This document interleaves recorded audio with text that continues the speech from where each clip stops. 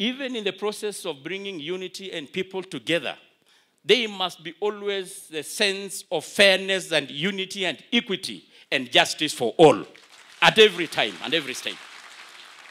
And that is why, Your Excellency, even you have been always advancing and the issue of equity for all.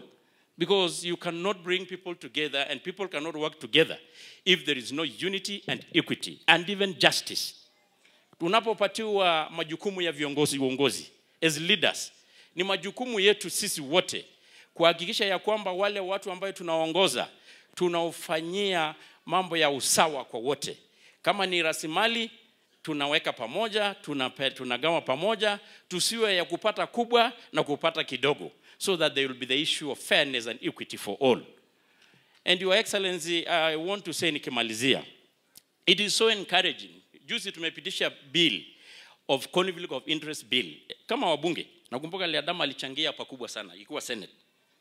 Na sisi kwa sababu tulikuwa na maneno mingi kidogo, tukuwa watu ambayo the trustees of the resources ya wananchi, tulifanya maneno yetu kidogo kidogo, hatukutaka iwe na nguvu, lakini ilipokuja kwako ukasema lazima irudi bungeni, so that it can enable really to achieve what was purposed to.